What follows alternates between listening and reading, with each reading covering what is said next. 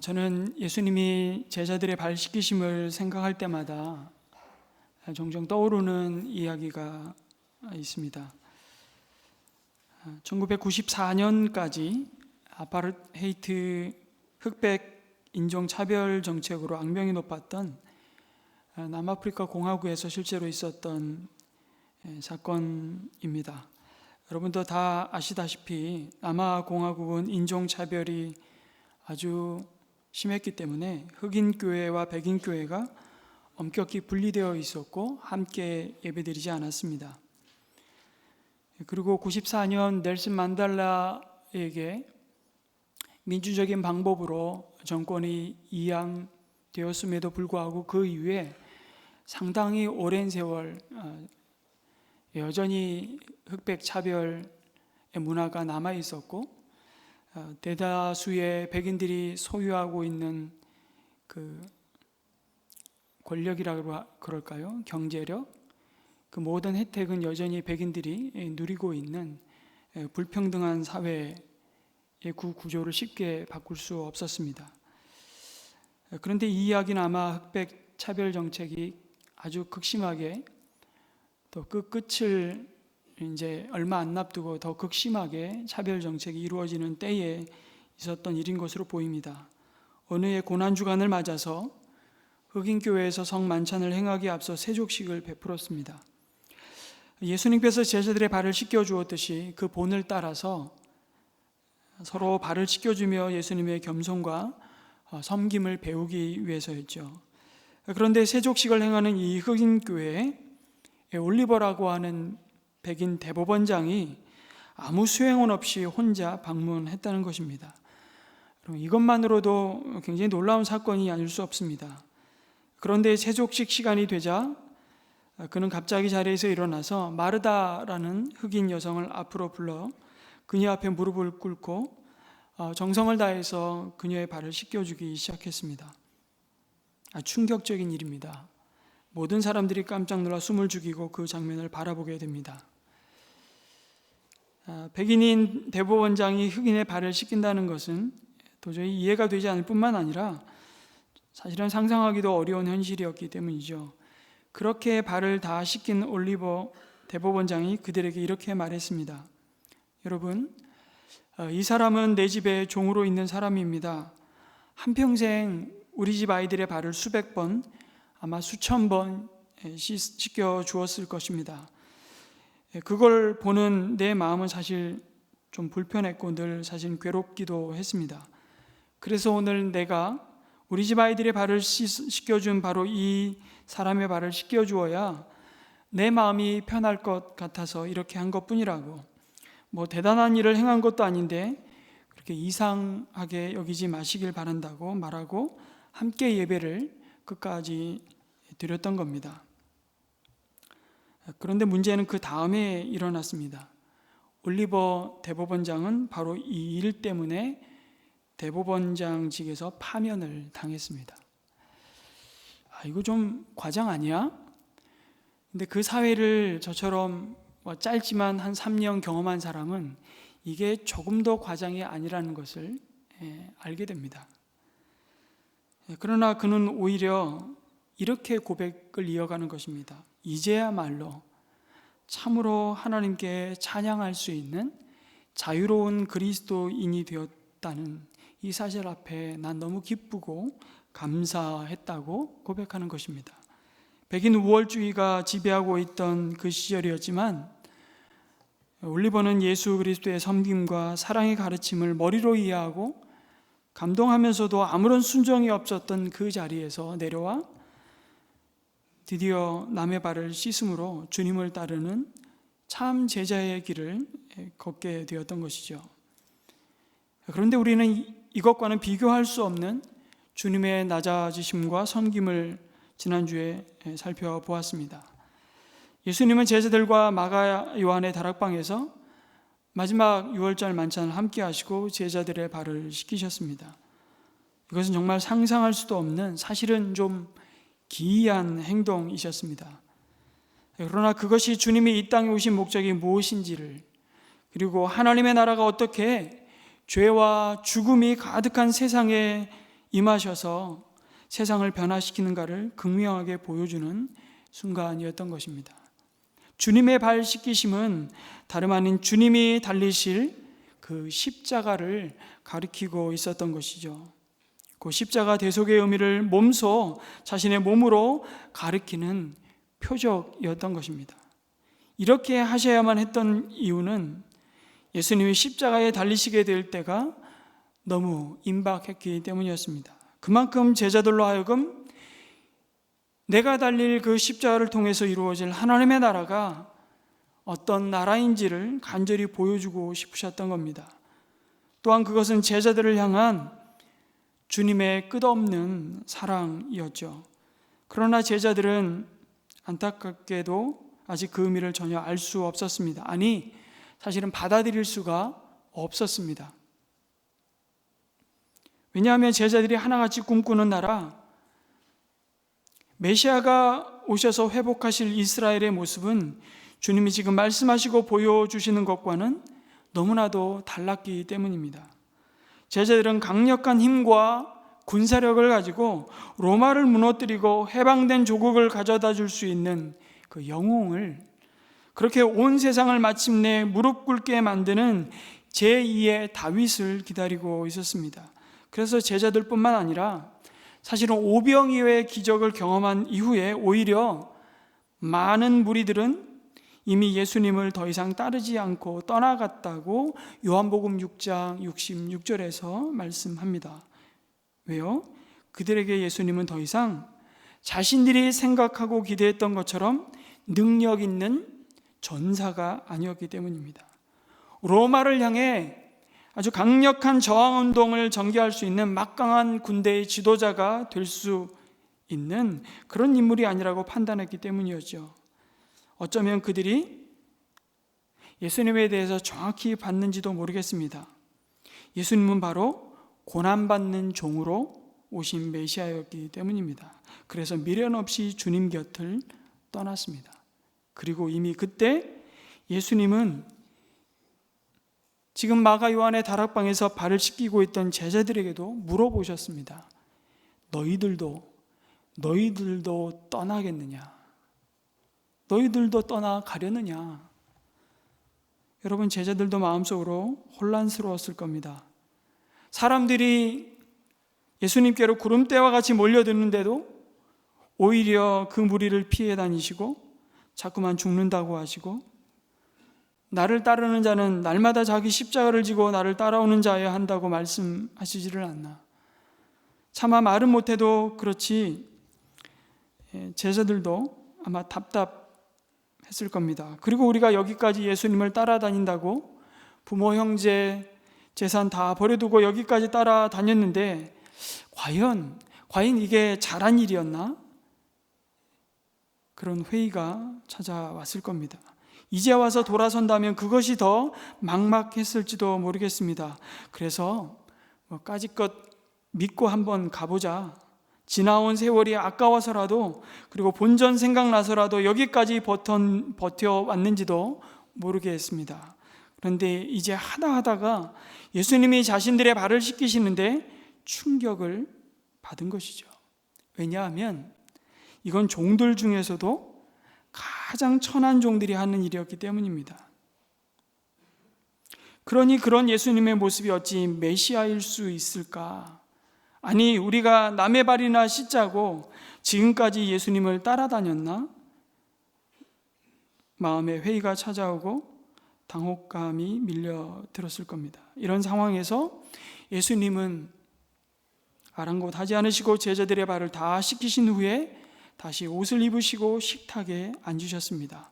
그리고 다시 물으시죠. 내가 너희에게 한 이 일을 알겠느냐라고 물으십니다.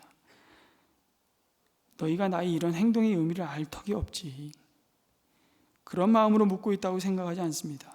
사실은 그 질문 너머에 보이는 주님의 마음은 이렇지 않았을까요?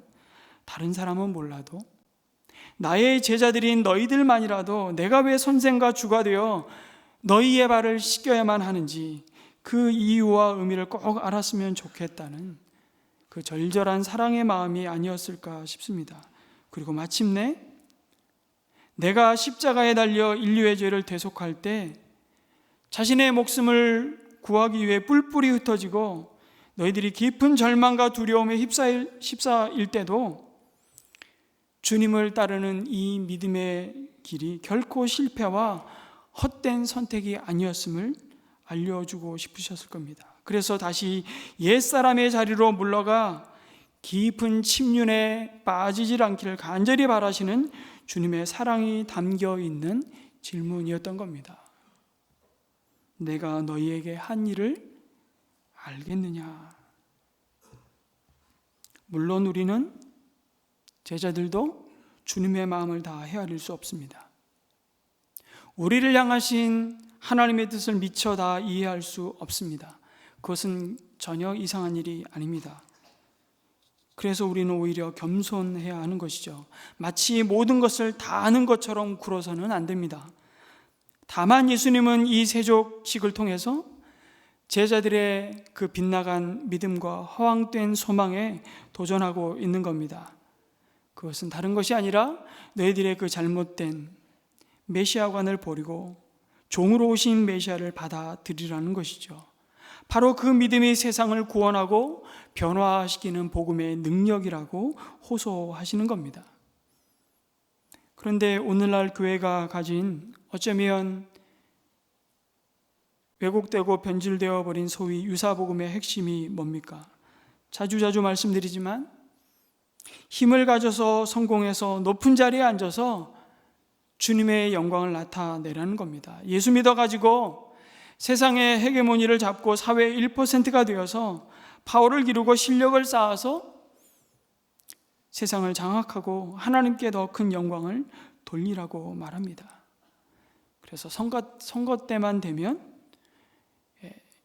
이왕이면 크리스찬 후보자를 뽑아야 된다고 종종 얘기합니다. 하여튼 이제 정치 얘기 시작하면 그래서 목사님은 어느 당이요? 또 이렇게 항상 질문을 하시기 때문에 어떤 목사님이 그러시더라고요. 난 이 당도 저 당도 아니고 예수당이라고. 여러분, 복음이 가르치는 이것은 질서가 아닙니다. 만약 힘을 기르고 모든 사람이 다 부러워하는 그 자리를 차지하고 그 자리에서 천하를 호령하면 주님이 더 큰 영광을 받으실 거라고 생각하는 것은 하나님 나라의 질서가 아닙니다. 그게 맞다면 예수님은 십자가에 죽어서는 안 되는 것입니다. 예수님이 주시고자 하는 나라는 그런 나라가 아니었습니다. 낮아지고 세상의 재물이 되어서 다른 사람을 섬김으로 살려내고 회복시키는 일이었죠. 그것이 예수님이 이 제자 공동체와 오늘 교회 공동체에 임하기를 간절히 원하셨던 주시고자 하시는 하나님의 나라입니다. 기독교가 힘을 모아가지고 규모를 키워서 세력을 가지고 이 세상의 파워를 형성하면 그때쯤 그렇게 해서 세상이 감동하고 세상이 거기에 매력을 느끼고 세상이 끌려올까요? 그랬던 역사는 죄송하지만 한 번도 없었습니다. 한 번도 그렇게 세상이 설득된 적이 없습니다. 복음 앞에. 예수 그리스도께서 십자가에 낮아지시고 비천하게 죽어서 제물이 될 때 세상은 비로소 무릎을 꿇었습니다. 로마는 그렇게 무너졌습니다. 세상이 우리를 그리스도의 제자로 설득당하고 할 때는 우리가 철저하게 낮아질 때 십자군이 아니라 십자가의 가치관으로 살아갈 때 세상이 설득되고 항복했습니다. 세력과 규모와 힘을 가져서 세상은 절대 우리를 여러분 대항하면 대항했지 설득당하지 않습니다. 그래서 예수님은 다시 스승이 되셔서 제자들에게 자신이 발을 씻기신 이유와 그 의미를 설명해 주시지 않습니까? 13절에 너희가 나를 선생님 또는 주님이라고 부르는데 그것은 옳은 말이다. 내가 사실로 그러하다고 말씀하십니다. 무슨 말입니까? 내가 지금 제자들의 발을 씻겼다고 해서 너희들의 마음속에 혹 이분이 정말 스승과 주님이 맞나? 우리가 그토록 기다리고 기다렸던 메시아가 맞나? 아니, 그렇다면 이럴 수는 없지. 그렇게 생각하며 의심할 필요가 없다는 것입니다. 다만 너희가 생각하는 천하를 호령하고 군림하는 메시아가 아니라는 사실을 받아들여야 할 것이라고 말씀하시는 것이죠. 지금은 다 이해되지 않아도, 지금은 다 수용할 수 없어도, 당장은 모든 것이 혼란스러울지라도 나는 너희들의 선생이고 주님이심을 선포하고 계시는 겁니다. 어떻게 해요? 예수님은 세상에 있는 자기 사람들을 사랑하시되 끝까지 사랑을 제자들의 발을 씻어주시는 낮아지심과 섬김으로 몸소 보여주시는 방식으로요. 사실은 예수님의 삶 전체가 그러하지 않았습니까? 태초부터 계신 말씀이셨고 그 말씀으로 하나님과 함께 계셨고 만물을 창조하신 예수님이 지금 사람의 몸을 입고 이 땅에 오신 자체가 발 씻기심의 삶이었습니다. 그리고 나서 이제 주님은 제자들에게 말씀하십니다. 내가 주이며 선생으로서 너희의 발을 씻겨 주었으니 너희도 서로 남의 발을 씻겨 주어야 한다고 명령하십니다. 제자들의 발을 씻기신 것은 예수님만 하셨던 한 번의 쇼로 그치는 일이 아니었습니다. 어쩌면 제자들이 가지고 있는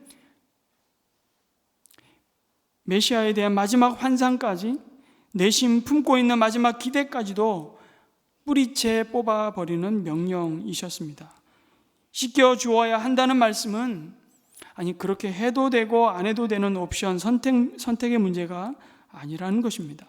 예수인 내가 너희의 주님이고 선생이라고 믿고 받아들였다면 너희는 서로 남의 발을 나처럼 씻겨주는 것이 마땅한 일이라는 뜻입니다.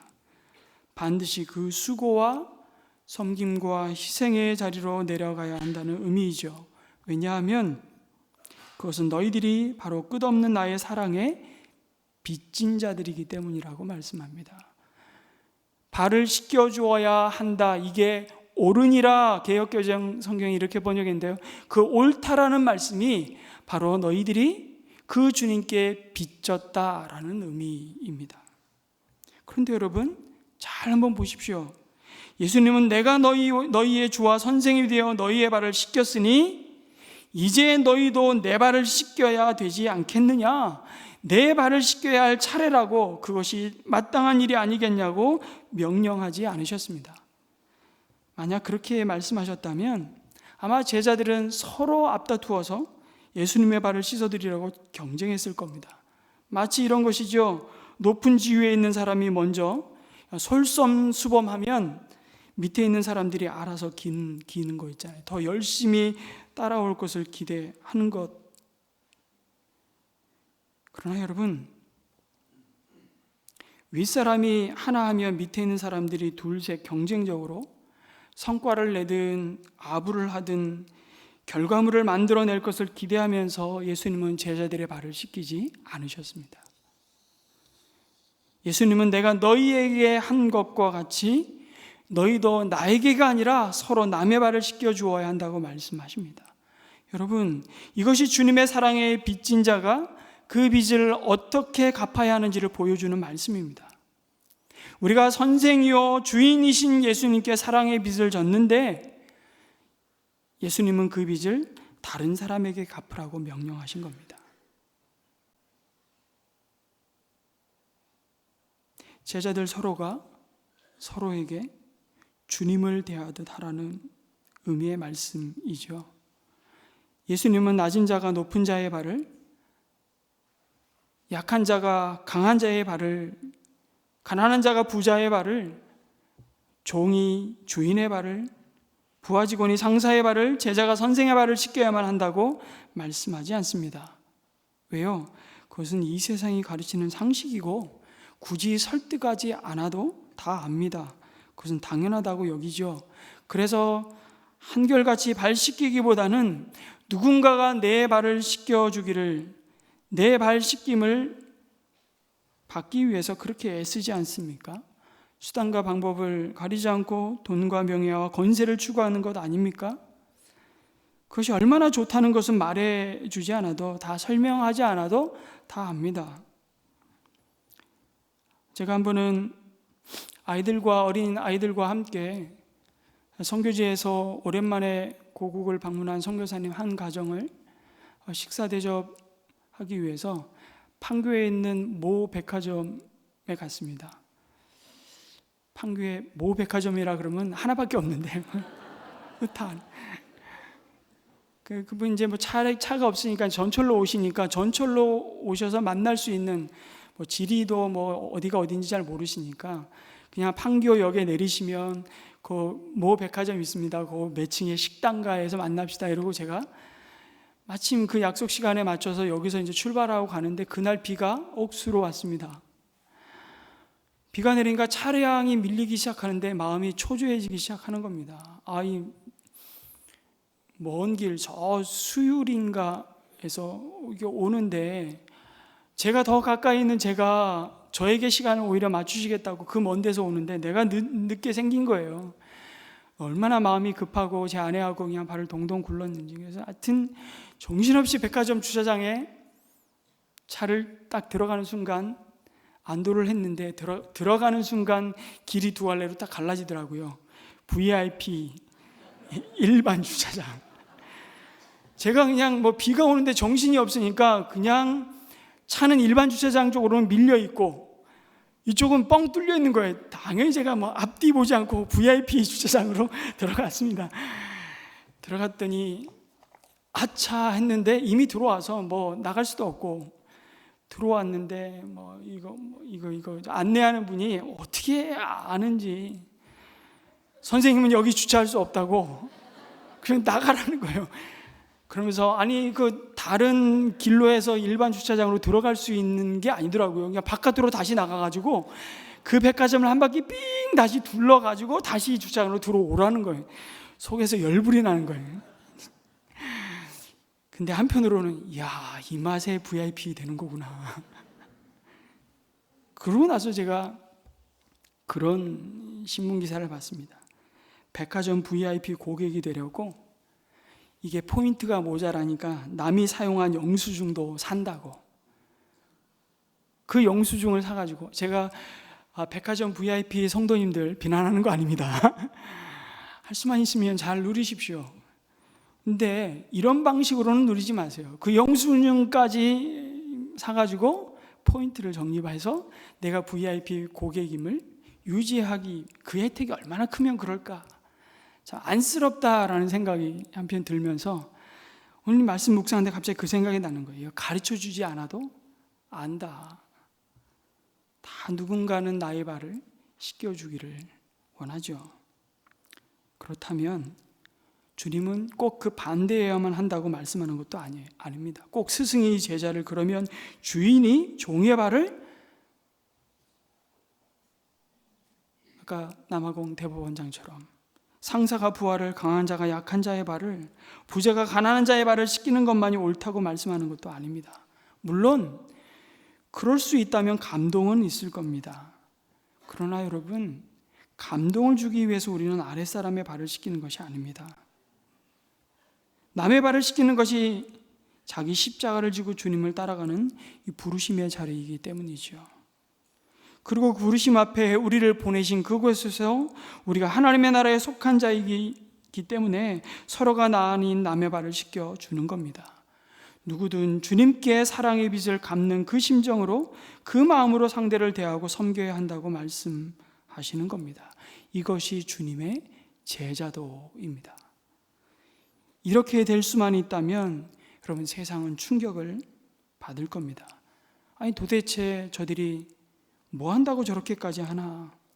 그 이유를 묻지 않을 수 없기 때문이죠. 감히 흉내낼 수 없는 그 섬김과 낮아짐과 헌신과 희생의 자리로 내려가는 이유가 도대체 뭘까? 그것을 궁금해하지 않을 수 없는 겁니다. 왜 저렇게까지 할까? 이것이 바로 세상 어디에서도 볼 수 없는 풍경이기 때문입니다. 이 세상에 하나님 나라가 시작되었음을 보여주는 이거보다 더 놀라운 증거가 없기 때문이죠. 저는 그런 의미에서 올해부터 선한 울타리 사역을 우리에게 섬길 수 있는 기회를 주신 것이 너무나도 기쁘고 감사하다는 생각을 해보게 됩니다. 이런 제목으로 중앙일보에서 한 기사가 실렸습니다. 보육원에서 자립이 고립으로라는 타이틀의 기사였습니다. 2014년에 허진이 아마 가명일 것 같아요. 허진이 씨가 보육원을 나오면서 들고 나온 물건은 딱 얇고 까칠까칠한 여름 이불 하나와 티셔츠와 바지 2벌이 다였다고. 그것이 19년간 머물던 보육원에서 나오며 빈 곳이 더 많은 캐리어를 끌고 나온 자신의 모습이었다고. 그러면서 하는 고백이 성인이 됐지만 그동안 써보지 못한 세탁기 사용법부터 적응이 안 되었다고. 스스로 시간표를 짜 움직이는 삶은 자유가 아니라 혼돈 그 자체였다고 말하는 것입니다. 정착금으로 받은 800만 원은 그냥 눈 깜짝할 사이에 없어졌다고. 용돈 지출 습관을 익히지 못한 탓이었기 때문에. 그러면서 사회복지학 공부는 뒷전으로 밀려났고 성적 부진을 이유로 기숙사 퇴소 통보를 받았다고 그 당시에 자신의 모습을 소개하는 기사였습니다. 그쯤에 보육원 친구 2명이 극단적인 선택을 했다는 안타까운 소식을 이 허진희 씨가 듣게 됩니다. 그런데 자기 마음속에 이런 생각이 일어나는 거예요. 세상을 먼저 떠난 친구들이 차라리 더 편할 수도 있겠다. 막상 나와보니 자기가 또 다른 어떤 보육원 친구는 알바를 하는데 커피 전문점에서 어떤 커피 전문점에 놓여있던 어떤 물건들이 없어지면 다 함께 일하는 알바생들이 전부 다 자기를 향해서 의심하고 그 편견을 갖고 보육원 출신이기 때문에 손가락질하고 있는 그 편견 앞에 이 허진희 씨도 위험한 충동을 느꼈다고 회상하는 것입니다. 실제로 자립준비 청년 2명 중 1명은 자살 생각을 해본 적이 있다고 응답했습니다. 그렇게 오늘도 이 시간에도 그를 받아줄 공동체, 그의 발을 씻겨줄 그 한 사람이 없기에 그는 외롭게 이 땅의 생을 스스로 마감하고 있는 자립준비 청년들을 우리 가까이서 지켜보게 됩니다. 여러분, 그들 가운데 우리 3명의 우리 친구들을 우리가 함께 품고 또 함께 그리스도의 몸으로 공동체가 섬기게 되어서 너무 기쁘고, 저는 올해 3명의 자립 청년들을 위해서 우리 특별히 목자원금을 해주시고 또 멘토로, 또 멘토뿐만 아니라 뭐 은행 가는 일, 장 보는 일, 학교 공부하는 일, 스케줄 짜는 일, 이거 붙어서 팀이 되어가지고 한 청년을 정말 건강한 그리스도의 사람으로 혹은 이 사회의 시민으로 세워가기 위해서 애쓰는 수고야말로 주님이 정말 기뻐하시는 발 씻기심의 모습이구나. 이게 너무 우리 공동체에 이런 섬김을 할 수 있다는 것이 우리에게 주신 은혜요 기회라는 생각을 해보게 됩니다. 쉘터하우스를 마련했습니다. 그리고 가구들을 채워놓으며 우리 광고를 드렸더니 많은 성도님들이 또 집안에 필요한 모든 것을 또 보내주셨는데, 한 성도님은 자기는 목공 기술이 있다고 하셔서 침대 프레임과 모든 가구를 손수 제작해서 넣어주셨어요. 이게 작품입니다. 작품이더라고요. 완전히. 얼마나 감사한지 모릅니다. 여러분, 그 수고가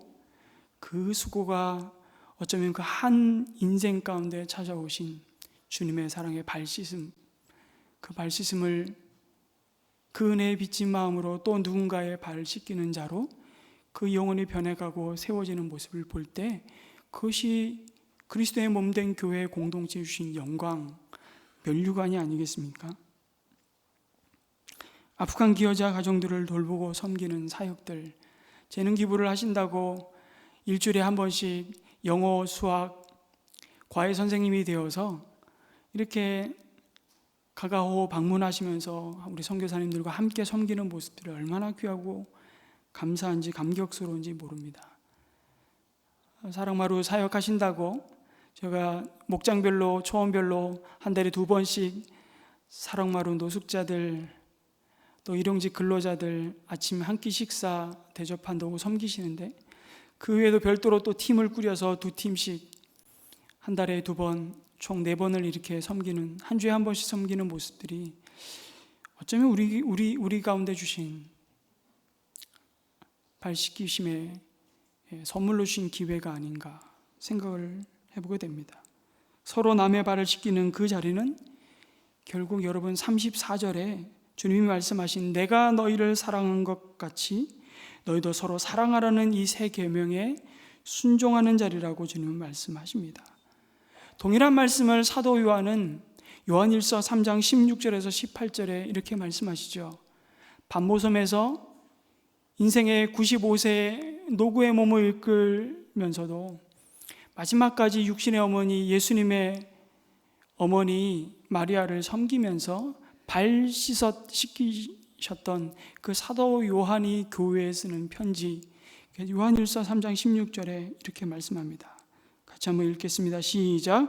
그리스도께서 우리를 위하여 자기 목숨을 버리셨습니다. 이것으로 우리가 사랑을 알게 되었습니다. 그러므로 우리도 형제 자매를 위하여 목숨을 버리는 것이 마땅합니다. 누구든지 세상 재물을 가지고 있으면서 자기 형제 자매의 궁핍함을 보고도 마음 문을 닫고 도와주지 않으면 어떻게 하나님의 사랑이 그 사람 속에 머물겠습니까? 자녀된 이 여러분, 우리는 말이나 혀로 사랑하지 말고 행함과 진실함으로 사랑합시다. 아멘이십니까? 내키지 않으십니까? 이 말씀을 읽는 순간 여러분 마음속으로 어떤 느낌이 드십니까? 아휴, 아무리 곱씹어 생각해봐도 이건 나와 상관없는 말씀처럼 혹시 느껴지십니까? 나는 틀렸다. 아니, 이게 사랑이라면 난 할 수 없다는 절망감이 밀려옵니까? 머리로는 알겠는데 나 아닌 다른 누군가를 위해 목숨을 버린다? 이게 마땅하다? 이 생각만 해도 이건 내일이 아닌 것을 어떡하겠습니까? 그런데 여러분, 생각을 이렇게 바꾸시면 어떨까요? 하나님이 나보다 나를 더 잘 아시지 않습니까? 그런데 도대체 하나님은 저와 여러분의 뭘 보고 형제들을 위하여 목숨을 버릴 수 있는 그 사랑을 할 수 있다고 요구하실까요? 또 그 사랑을 기대하실까요? 우리가 하나님으로부터 그 기대와 소망을 받고 있다는 것이 사실 얼마나 크고 놀라운 일인지를 먼저 보자는 것입니다. 하나님이 우리를 얼마나 수준 높게 바라보시고 우리를 대우하고 계시는지를 먼저 기억하자는 겁니다. 어차피 안 될 거 못 먹는 감 찔러나 본다는 심정으로 이 말씀을 주님이 하셨을까요? 그래, 한번 보자. 너 그렇게 살면 좋고 아니면 말고. 하나님 아버지의 마음이 그렇습니까? 그렇지 않습니다. 왜냐하면 하나님 자신, 하나님의 전부를 우리에게 주심으로 우리를 죄와 사망의 권세에서 건지셨기 때문입니다. 우리를 독생자 예수 그리스도의 핏값으로 사셨기 때문입니다. 그래서 오늘 이 말씀을 받으면서 우리가 먼저 붙잡기를 원하는 약속은 내가 하나님께 얼마나 존귀하고 소중한 존재인가를 기억하라는 겁니다. 우리가 이로써 사랑을 알았다고 말씀합니다. 그것으로부터 주어지고 나타나는 그리스도인의 마땅한 삶의 자리가 뭐라는 겁니까? 삶의 방향과 목적이, 그리고 마침내 결실하게 될 삶의 열매가 뭐라는 겁니까? 그것이 자신의 유익을 구하지 않고 자신의 가장 소중한 것을 내어주는 조건 없는 사랑이라는 것입니다. 다시 한번 말씀드리지만, 아이고 내가 그걸 어떻게 해? 그걸 걱정하고 염려하라고 주시는 말씀이 아니라는 것이죠. 하나님께서 그렇게 우리 인생을 빚어 가시겠다는 겁니다. 이 얼마나 영광스러운 부르심입니까? 우리가 그리스도 안에서 이 영광스러운 부르심을 받았다는 것을 확신할 때 우리를 보내시는 그 자리에서 주님은 우리를 떠나지 않으시고 우리 안에 함께 계셔서 우리를 도우시는 그 성령님이 끊임없이 우리를 하나님이 약속하신 그 사랑의 길로 가도록 날마다 은혜와 능력을 공급하실 것입니다. 결코 식상하고 뻔한 말씀이 아닙니다. 그렇다고 너무 이상적이어서 지키지도 못할 말씀을 하시는 것도 아닙니다. 여러분, 서로 사랑하는 이 주님의 새 계명에 대한 그 순종으로 말미암아 어떤 결과를 가져온다고 말씀하십니까? 모든 사람이 그것으로서 너희가 예수의 제자임을 비로소 알게 될 것이라고 말씀하십니다. 성도 여러분, 세상 우리가 교회 다닌다고 해서 이 예배 자리에 지금 와서 앉아 있다고 해서 우리가 예수님의 제자라고 말하지 않습니다. 현관문에 붙인 교패가 저와 여러분을 주님의 제자임을 말해주지 않습니다. 주님은 너희가 열심히 기도하라. 그러면 세상 사람들은 너희가 내 제자인 것을 알리라고 말씀하지 않았습니다. 세상 사람들은 우리의 기도에 감동받지 않습니다. 우리가 철야 기도했다, 아니 금식 기도했다고 말해 보십시오. 뭐라고 반응이 올까요? 미쳤네. 이렇게 반응할지 모릅니다. 아니 우리가 열심히 성경 공부를 해 보십시오. 성경 공부가 우리 이웃을 감동시킬 수 있을까요? 그 필요 없다는 얘기 아닙니다. 그러나 적어도 세상 사람들은 별 쓸데없는 거 다 공부하네, 이렇게 말할 겁니다. 이렇게 우리 이웃들이 반응을 보일지 모릅니다. 그러나 우리가 사랑해 보십시오. 사랑할 수 없는 사람을 사랑해 보십시오. 그리고 사람들이 회피하고 피하는 작은 것에서부터 나의 삶의 자리를 내어주고 그 구체적인 사랑을 시작해 보십시오.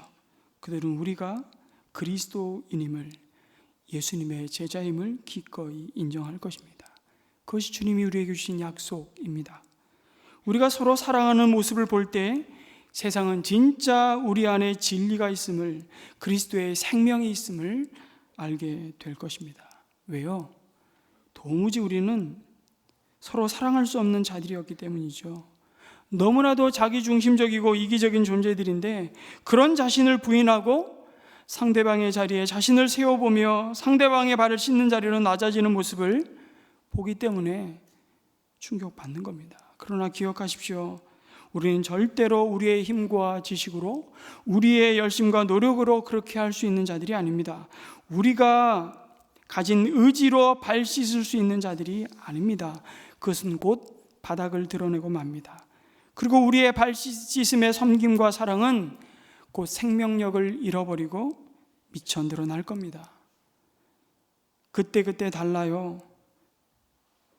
조건적인 사랑으로 변해버릴 것입니다. 사랑할 만한 것을 사랑하고 발 씻을 만한 자를 골라 씻기 시작할 겁니다. 우리가 사랑한다고 하지만 여러분, 그것도 내 체면이 손상되고 나의 자존심이 상하고 나에게 심각할 것도 없어요. 그냥 나에게 약간의 불이익이 주어진다면 그것을 감내하면서까지 누군가를 사랑할 수 있는 인격을 여러분, 타고난 사람은 단 한 사람도 없습니다. 그러니 발 씻김으로 누군가를 사랑하는 그것도 나의 만족과 기쁨을 위해서 하는 자들입니다. 우리의 본성은 딱 이겁니다. 서로 네가 먼저 섬기면 나도 섬기겠다고 말하는 것입니다. 그게 인간의 본성입니다. 그러나 여러분, 그곳에는 죽음의 아우성만 가득할 것입니다. 너 때문에 못 살겠다는 불평만이 가득할 것입니다. 그런 우리가 주님처럼 누군가의 발을 씻는 섬김과 사랑의 자리로 내려갈 수 있는 그것이 가능한 이유는 딱 하나밖에 없습니다. 딱 하나. 주님이 그렇게 우리를 먼저 사랑하셨기 때문입니다. 그 십자가의 사랑이 우리 마음에 부은 바 되었다고 로마서 5장 5절은 말씀합니다. 그 사랑이 우리 마음에 부어지고 또 부어지고 그것이 채워지고 넘쳐서 그 사랑이 흘러가는 거지, 우리 안에서 결코 사랑은 만들어지지 않습니다. 성령님이 날마다 우리 속사람을 그 사랑으로 붙드시기 때문입니다. 그 섬김의 사랑이 있는 곳에 비로소 나는 너 덕분에 살맛이 난다, 감사가 넘칠 것입니다. 따라서 우리가 서로의 발을 씻기는 힘과 은혜는 어디서부터 오는 것입니까? 그것은 십자가를 통해 이루신 주님의 끝없는 사랑을 자신을 향한 은혜로 받은 자만이 누리는 행복이요 섬김이요 축복입니다. 발 씻기는 자리는 축복의 자리입니다. 너희가 이것을 알고 그대로 하면 뭐가 있다? 복이 있다고 말씀하십니다. 그 복이 있다는 말은 영생을 얻고 누린다는 의미이죠. 이것이 예수님이 약속하신 하나님 나라의 복입니다. 미국 서부 개척 시대에 타고 다니던 여러분 역마차에도 좌석 구분이 있었다고 합니다. 아니 그 조그만 역마차에 무슨 좌석이 있어.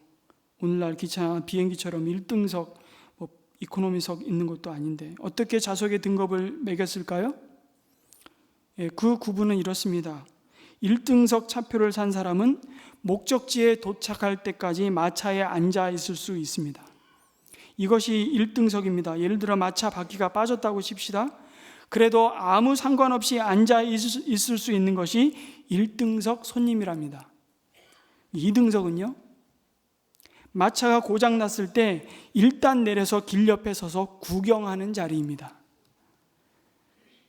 이에 비해서 마지막 3등석은 마차가 고장나면 팔을 걷어붙이고 마부와 함께 수리해야 하는 차표입니다. 열심히 땀 흘리며. 여러분, 그런데 주님의 다스림 가운데 있는 그 하나님의 나라 교회에서는 거꾸로입니다. 1등 신자가 누구냐면 주방에서 열심히 일하고 자나깨나 이름도 없이 빚도 없이 섬기는 사람들입니다. 2등 신자는요, 어디 잘해봐라, 팔짱 끼고 구경하는 사람들일 것입니다. 구경꾼이죠. 3등 신자는 항상 누군가 내 발을 씻어야 된다고 대접받기를 원하는 사람들입니다. 그래서 복음 전도자 D.L. 무디는 아주 유명한 이런 얘기를 남겼습니다. 같이 한번 읽겠습니다. 시작. 한 사람의 인생을 평가할 때 그가 얼마나 많은 종을 거느리고 살았느냐는 중요한 것이 아니다. 중요한 것은 그가 얼마나 많은 사람에게 종노릇을 했느냐이다. 이건 D.L. 무디의 말이기 이전에 갈라디아서 5장 말씀에 주님이 주신 말씀입니다. 사랑으로 서로 종노릇하라. 이것이 그리스도께서 우리에게 주신 진짜 자유다라고 말씀합니다. 그 자유로 죄의 종노릇하지 말고 사랑 안에서 서로에게 종노릇하라고, 그것이 우리에게 주신 복음의 영광이라고 말씀하십니다. 맨정신으로는 할 수 없는 일입니다. 의무감으로 한다면, 생존을 위해서 한다면 그때마다 우리는 수치심과 자존심 상해서 못할 겁니다. 그러나 내가 얼마나 큰 섬김을 받아 이 자리로 보냄받은 자인지를 깨닫는다면, 내가 얼마나 되갚을 수 없는 큰 사랑을 받아 누리고 있는 자인지를 십자가를 통해서 볼 수 있다면 우리는 서로의 발을 씻는 이 복된 영광스러운 섬김의 자리로 나아갈 것입니다.